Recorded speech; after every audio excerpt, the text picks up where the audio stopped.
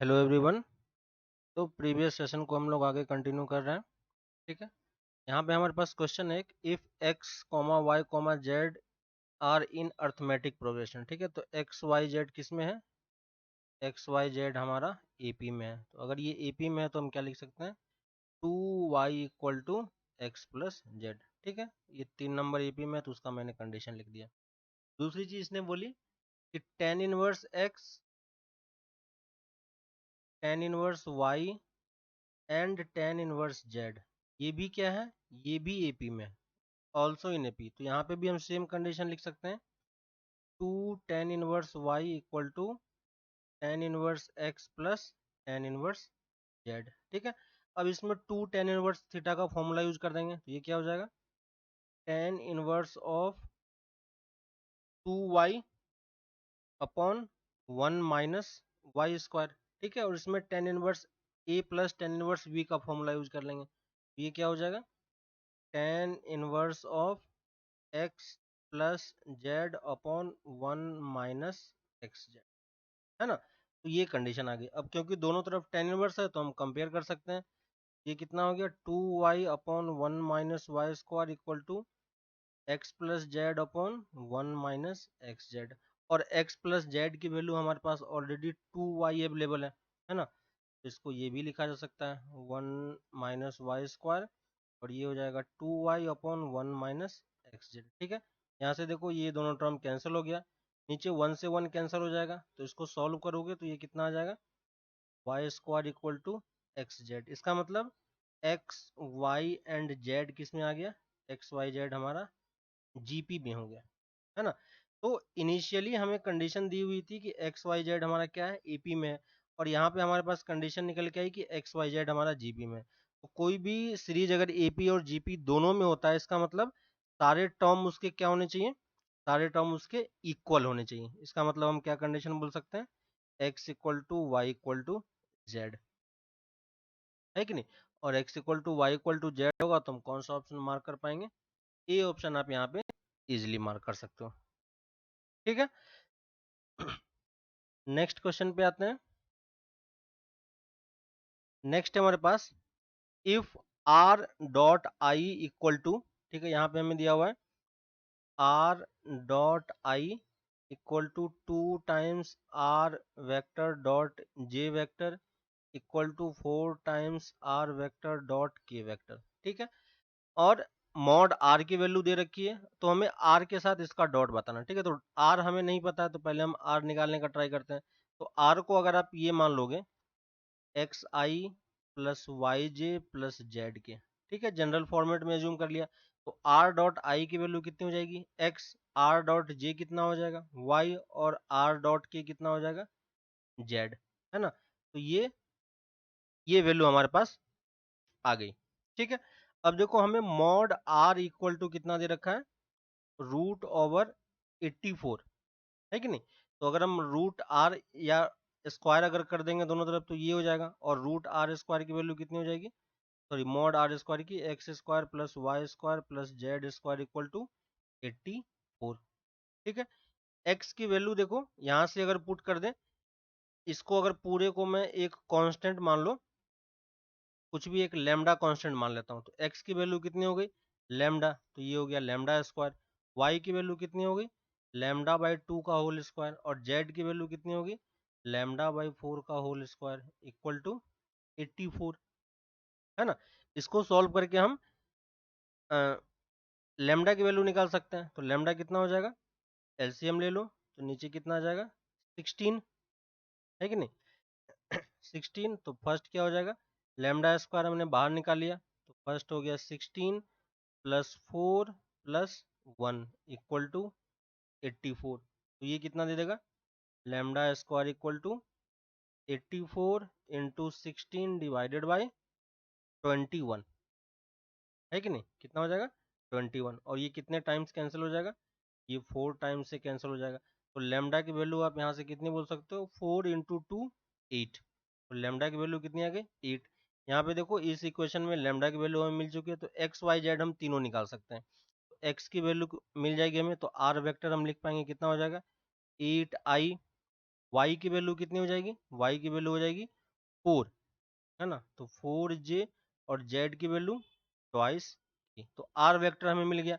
हमें निकालना क्या है, r के साथ इसका डॉट निकालना है, ठीक है। तो r वेक्टर पता है, डॉट हम सिंपली कैलकुलेट कर सकते हैं।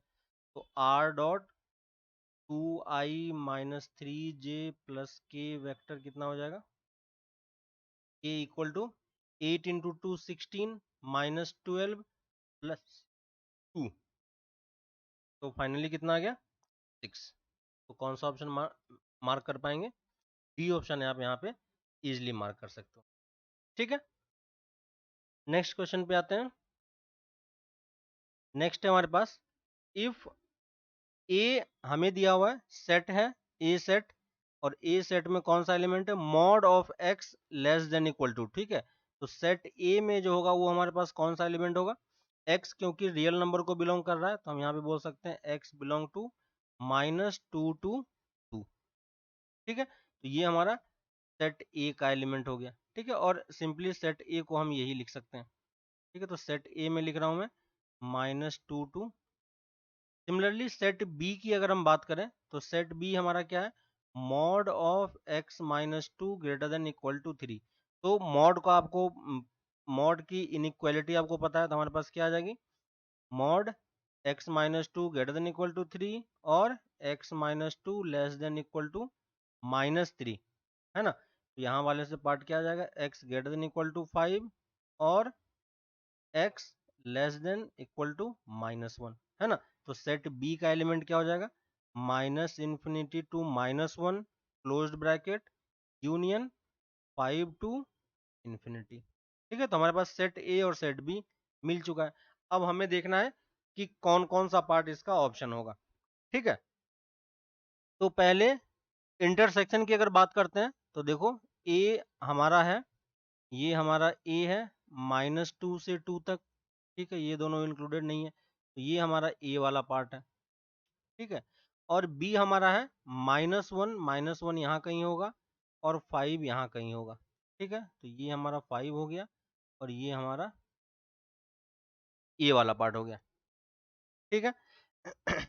तो अगर आप ए इंटरसेक्शन बी की बात करोगे, तो ए इंटरसेक्शन बी में क्या हो जाएगा, ए इंटरसेक्शन बी की वैल्यू कितनी हो जाएगी, -2 टू -1, -1 पे क्लोज्ड ब्रैकेट होगा क्योंकि यहाँ पे 1 पे क्लोज है, ठीक है, और ये ओपन है।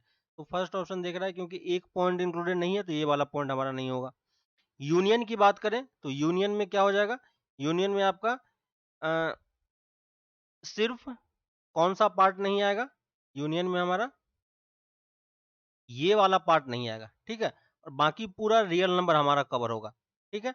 लेकिन आपको ये चीज ध्यान रखना है कि जब आप ए यूनियन बी लिखोगे, तो यू यूनियन बी में रियल नंबर तो पूरा आएगा, लेकिन हमें 2 नहीं चाहिए, है ना। तो आपको क्या करना होगा, 2 पे क्लोज लगाना होगा और 5 पे ओपन लगाना होगा, ठीक है। तो इस कारण से ये वाला पॉइंट भी हमारा इंक्लूडेड नहीं हो रहा है, ये भी हमारा ऑप्शन में नहीं आ रहा, ठीक है। तो ये चीज हमें ध्यान रखना है काफी, क्योंकि थोड़ी सी भी गलती करोगे तो फिर एक पॉइंट के कारण आपका आंसर यहाँ पे गलत मैच हो जाएगा, ठीक है। तो इसको हम इस तरीके से भी लिख सकते हैं। ए माइनस बी और बी माइनस ए की बात करें, तो बी माइनस ए चेक कर लेते हैं। बी माइनस ए हमारा ये वाला पार्ट है, तो बी हमारा ये वाला सेट है, और इसमें से अगर आप ए को माइनस कर दोगे, ठीक है, तो बी में से अगर ए को माइनस कर दोगे तो कौन सा वाला पार्ट बच जाएगा, यहां से लेके यहां तक का पार्ट हमारा एक्सक्लूड हो जाएगा, क्या ना, है ना। क्योंकि बी वाले में हमें वही लेना होता है जो इसमें, तो यहाँ से b माइनस ए आप क्या लिख पाओगे, टोटल रियल नंबर तो है ही, लेकिन ये वाला पार्ट नहीं होगा हमारे पास, है ना। तो हम यहाँ पे क्या लिख पाएंगे, -2 टू 5 हमें इंक्लूड करना है, ठीक है। तो यहाँ पे इसको ओपन रखना होगा, है ना। तो ये वाला पार्ट हमारा b माइनस ए, ये चीज आ जाएगा। और a माइनस बी की बात करोगे, तो a माइनस बी में अगर आप माइनस करोगे तो कहाँ से कहाँ तक आएगा, -1 से लेके 2 तक, है ना। लेकिन 2 पे हमारा फिर से क्या हो जाएगा, है ना। तो यहाँ से देखो a माइनस बी अगर निकालोगे तो -1 से लेके 2 पे 2 हमारा ओपन होगा और 1 हमारा क्लोज हो जाएगा, ठीक है। तो ये देखो ये वाला पार्ट भी हमारा इंक्लूडेड, तो सिर्फ कौन सा ऑप्शन बच गया, बी ऑप्शन आप यहाँ पे मार्क कर पाओगे, ठीक है। नेक्स्ट क्वेश्चन पे आते हैं। नेक्स्ट है हमारे पास, on which of the on which of the following interval the function x to the power 100 plus sine x minus 1 is decreasing. ठीक है, तो हमारे पास फंक्शन क्या है, फंक्शन है x to the power 100 plus sine x minus 1।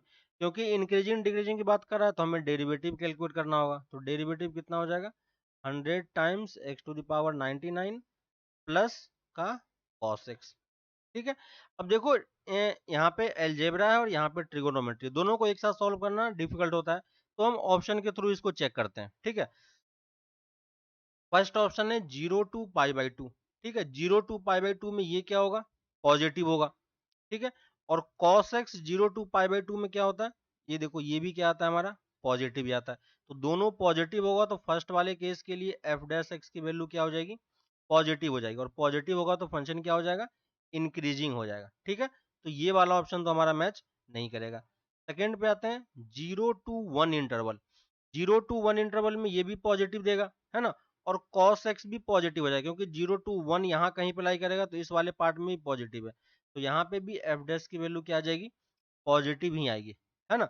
Third वाले case पे आते हैं, थर्ड वाले केस में हमारे पास पाई बाई 2 से पाई की बात कर रहा है, तो पाई बाई 2 से पाई के बीच में, पाई बाई 2 से पाई के बीच में ये वैल्यू तो पॉजिटिव ही है कि नहीं, और ये वाली वैल्यू कितनी होगी, तो देखो पाई बाई 2 से पाई के बीच में ये हमारा पाई होता है और ये पाई बाई 2 होता है, तो पाई बाई 2 से पाई के बीच में ये वैल्यू कितनी हो जाएगी, नेगेटिव हो जाएगी। ठीक है, ये नेगेटिव तो है लेकिन कहां से कहां तक, मैक्सिमम ये कहां तक जा सकता है, 0 से -1 तक, है ना, और -1 से 0 तक।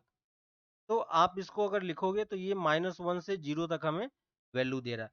तो अगर इस ये वाली क्वांटिटी तो बहुत ज्यादा क्वांटिटी है और उसमें से -1 से 0 के बीच का कोई क्वांटिटी माइनस भी कर दोगे तो कोई फर्क नहीं पड़ने वाला है, अभी भी ये क्वांटिटी क्या है, पॉजिटिव ही है। ठीक है, तो इस तीनों इंटरवल के लिए ये वाली एफ डैश की वैल्यू पॉजिटिव है, तो किसी भी इंटरवल में ये क्या है, डिक्रीजिंग नहीं होगा। डिक्रीजिंग के लिए हमें क्या करना होगा, डिक्रीजिंग के लिए हमें एफ डैश नेगेटिव होना चाहिए, तो कहीं पे भी हमारा नेगेटिव नहीं आ रहा है तो हम ये ऑप्शन मार्क कर सकते हैं। ठीक है, नेक्स्ट पे आते हैं। नेक्स्ट हमारे पास the area bounded by the graph y equal to, ठीक है, ये हमारे पास y है, यहाँ पे y लिख दो, y equal to mod of greatest integer of x minus 3। ठीक है, और हमें एरिया कैलकुलेट करना है कहां से कहां तक, क्योंकि मॉड लगा हुआ है तो फंक्शन हमारा क्या होगा, पॉजिटिव ही होगा, है कि नहीं। तो अगर आपको इंटीग्रेट करना है -2 से लेके 3 तक y dx को, ठीक है, तो क्योंकि पॉजिटिव है तो इसका इंटीग्रेशन की वैल्यू वही होगी जो एरिया की वैल्यू होगा, तो डायरेक्टली हम ये चीज इंटीग्रेट कर सकते हैं, और क्योंकि ये फंक्शन ग्रेटेस्ट इंटीजर फंक्शन है तो ये सारे इंटीजर पे ब्रेक होगा, है ना, तो हम इसके बीच में पड़ने वाले सारे इंटीजर पे इसको आप ब्रेक करते जाओ, तो ये क्या दे देगा, -1 2 to -1 y d x plus -1 to 0 y d x plus 0 to 1 y d x plus 1 to 2 y d x plus 2 to 3 y d x, है ना। अब हर एक इंटरवल में आप चेक करते जाओ कि कौन से इंटरवल में इसकी वैल्यू कितनी होती है। ठीक है, तो देखो x की वैल्यू अगर -1 से, x की वैल्यू अगर -1 से -2 के बीच में हो, लेकिन हमें चाहिए क्या, x -3, तो दोनों तरफ से अगर -3 आप बाहर निकाल माइनस कर दोगे तो ये -5 से लेके x की वैल्यू -4 तक आ जाएगी, है ना, और ये बीच में कितना हो जाएगा, x -3, और अगर इसका ग्रेटेस्ट इंटीजर आप लोगे तो ग्रेटेस्ट इंटीजर कितना मिलेगा हमें, 5 मिल जाएगा, और क्योंकि मॉड -5 मिलेगा, लेकिन क्योंकि मॉड लगा हुआ है तो यहाँ पे हम इसको 5 dx लिख सकते हैं, कहां से कहां तक, -2 से -1 तक, है कि नहीं। नेक्स्ट इस पे आते हैं प्लस में -1 से 0 में, ठीक है, तो x की वैल्यू हमारा -1 से 0 में, लेकिन हमें चाहिए क्या, x -3, तो दोनों तरफ अगर माइनस करोगे तो ये कितना दे देगा, -4 और ये -3, और उसका मॉड ले लेंगे तो ये वाला इंटीग्रेशन कहां से कहां तक आ जाएगा, 4 dx तक। ठीक है, और अब आप पैटर्न देख पा रहे हो, नेक्स्ट वाला इंटरवल कहां से कहां तक होगा, 3 dx, नेक्स्ट 1 से 2 में ट्वाइस dx, और 2 से 3 में 1 dx। ठीक है, और सबका इंटीग्रेशन करना आपका इजी है। ठीक है, तो ये कितना हो जाएगा, 5 into 1 plus 4 into 1 plus 3 into 1 plus 2 × 1 plus 1 × 1, है ना।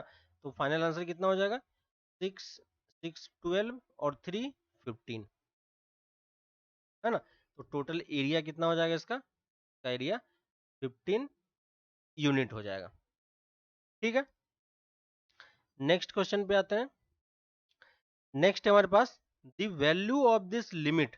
ठीक है, हमारे पास एक लिमिट है, limit n tending to infinity 3 × 2 ⁻ n+1 -4 × 5 n+1 divided by 5 × 2 n + 7 × 5 n। ठीक है, limit n tending to infinity है और n पावर में है। ठीक है, तो यहाँ से देखो a⁴n की दो वैल्यू होती है, कौन सी वैल्यू होती है, एक वैल्यू 0 होती है अगर a की वैल्यू <1 हो, और ये इन्फिनिटी होता है अगर a की वैल्यू >1 हो। ठीक है, ये हमने ऑलरेडी किया हुआ है, बस यही वाला पार्ट हम यूज करें, क्योंकि हमें लिमिट को सॉल्व करना है तो हम 0 बनाने का ट्राई करेंगे, यानी बेस को हम 0 बनाएंगे क्योंकि पावर वाला पार्ट है। यहाँ पे देखो 2 है और यहाँ पे 5 है। ठीक है, नीचे में 2⁻n है और 5⁻n है, तो ऊपर नीचे से अगर आप 5⁻n बाहर निकाल लो, ठीक है, तो नीचे में देखो 5⁻n अगर बाहर निकालोगे तो ये क्या हो जाएगा 5⁻n तो बाहर आ जाएगा, 5 × 2/5⁻n + 7 बच जाएगा। ठीक है, ऊपर से भी अगर मैं 5⁻n बाहर निकाल लूं, ये 5⁻n बाहर आ गया, तो यहाँ पे कितना आ जाएगा 3, और एक 2 भी आप यहाँ से बाहर निकाल लो तो ये इसको 6 बना लो, तो ये 2/5⁻n आपको इजीली दिख जाएगा। यहाँ पे भी एक 5 ज्यादा है, ठीक है, तो ये -20 हमें दे देगा। ठीक है, और अब आप ये वाला दोनों टर्म कैंसिल हो गया और n टेंडिंग टू इंफिनिटी पे ये वाला टर्म 0 दे देगा क्योंकि बेस की वैल्यू <1 है। ठीक है, तो डायरेक्टली आप आंसर कितना लिख पाओगे -20/7, है ना। तो कौन सा ऑप्शन हो जाएगा, सी ऑप्शन आप यहाँ पे मार्क कर सकते हैं। क्लियर है, नेक्स्ट पे आते हैं। नेक्स्ट हमारे पास let the function f be defined as, और एफ एक्स हमें यहाँ पे डिफाइन किया हुआ है integration of 1 to x e⁻t, और नीचे में t है dt, और x की वैल्यू पॉजिटिव है। ठीक है, यहाँ पे एक चीज ध्यान रखना है आपको कि इस टाइप का इंटीग्रेशन हम सॉल्व नहीं कर सकते। ठीक है, इसलिए इसने जो ऑप्शन दिया है वो f के टर्म में ही दिया हुआ है। ठीक है ना, तो हमें जो इंटीग्रेशन वो कैलकुलेट करने के लिए बोला है वो कौन सा कैलकुलेशन है 1 to x e⁻t divided by t + a dt। ठीक है, तो हमें हमारा काम क्या है, इसको अगर मैं आई बोल देता हूं, तो हमारा काम यही है कि इस इंटीग्रेशन को इसके टर्म में रिप्रेजेंट करना है ना। तो ये जो फंक्शन है ये फंक्शन भी इसी फॉर्मेट में कहीं ना कहीं आना चाहिए, है कि नहीं, तो उसी फॉर्मेट में निकालने का ट्राई करते हैं। तो नीचे में यहाँ पे देखो t है और यहाँ पे t + a है, तो पहले तो हम उसको एडजस्ट करेंगे। तो सिंपली आपको सब्स्टिट्यूशन समझ में आ रहा होगा, t + 1 को आप y एज्यूम कर लेते हैं यहाँ पे। ठीक है, तो dt की वैल्यू किसके इक्वल हो जाएगी dy के इक्वल, तो ये देखो i इंटीग्रेशन क्या बन जाएगा e की पावर में कितना आ जाएगा, e की पावर में y - a, t की वैल्यू पुट कर दी और नीचे में कितना आ गया y, और यहाँ पे कितना आ गया dy। लिमिट की बात करोगे तो t की वैल्यू अगर 1 होगी तो y की वैल्यू कितनी आ जाएगी 1 + a, और t की वैल्यू अगर x होगी तो ये x + a, है ना। ये हमारा इंटीग्रेशन की वैल्यू हो गई, और यहाँ से देखो e⁻−a हम बाहर निकाल सकते हैं, तो ये क्या हो गया e⁻−a integration of 1 + a x + a, ठीक है, e⁻y divided by y dy। ठीक है, और y को हम फिर से t में रिप्लेस कर सकते हैं, है कि नहीं, क्योंकि वेरिएबल तो सब्स्टिट्यूट किया जा सकता है, तो इसको अगर आप यहीं पे t से रिप्लेस कर दो तो ये देखो फिर ये आपका इंटीग्रेशन ये बन गया। तो देखो इसी फॉर्मेट का इंटीग्रेशन हमें मिल गया है कि नहीं, और इसकी वैल्यू किसके इक्वल होगी, इसकी वैल्यू इक्वल होती है fx के इक्वल होती है कि नहीं। तो अगर ये fx के इक्वल है, बस लिमिट पे थोड़ा सा फर्क है, तो इसको हम क्या लिख पाएंगे e⁻−a, और ये कितना हो जाएगा f of upper limit minus f of lower limit, है ना। तो ये इस तरीके से हमने उसी फंक्शन के टर्म्स में मैंने इसको रिप्लेस कर दिया। तो कौन सा ऑप्शन मैच कर जाएगा x + a e⁻−a x + a - f of a + a। ठीक है, तो कौन सा ऑप्शन आ जाएगा, ये वाला ऑप्शन, डी ऑप्शन आप यहाँ पे मार्क कर सकते हो। ठीक है, नेक्स्ट क्वेश्चन पे आते हैं। नेक्स्ट हमारे पास, if the mean of 10 observation is 50, ठीक है, तो एक्स बार की वैल्यू हमें 50 दी हुई है, ठीक है, और नंबर ऑफ ऑब्जर्वेशन 10 है। Sum of the square of deviation of the observation from the mean, ठीक है, यानी sigma of x i minus x bar, ये क्या होता है, डेविएशन, और डेविएशन का स्क्वायर और उसका सम, आई इक्वल टू 1 to 10, और ये वैल्यू हमें कितनी दे रखी है, 250 इसने दे रखी है कि नहीं, ये हमें इसने 250 दे रखी है। हमसे पूछा है कोफिशिएंट ऑफ वेरिएंस, तो कोफिशिएंट ऑफ वेरिएंस क्या होता है, sigma by x bar into 100, ये इसका सिंपल फॉर्मूला है। सिग्मा क्या है, स्टैंडर्ड डेविएशन, तो स्टैंडर्ड डेविएशन के लिए पहले हमें सिग्मा स्क्वायर निकालना पड़ेगा, और सिग्मा स्क्वायर क्या होता है, सिग्मा स्क्वायर तो सिंपल फॉर्मूला है, divided by n, i equal to 1 to n, ठीक है, और इसकी वैल्यू हमें कितनी दे रखी है, 250 डिवाइडेड बाई 10, तो सिग्मा स्क्वायर की वैल्यू कितनी आ गई, 25, तो यहाँ से हम सिग्मा कितना लिख सकते हैं, 5, तो हमें सिग्मा की वैल्यू मिल गई, सिग्मा की वैल्यू भी और मीन हमें पता है, तो ये कितना हो जाएगा, 5 डिवाइडेड बाई 50 इंटू 100, तो फाइनल आंसर कितना आ जाएगा, 10, है ना। तो कोफिशिएंट ऑफ वेरिएंस आप यहाँ से कितना मार्क कर सकते हो, 10 आप मार्क कर सकते हो। ठीक है, नेक्स्ट क्वेश्चन पे आते हैं।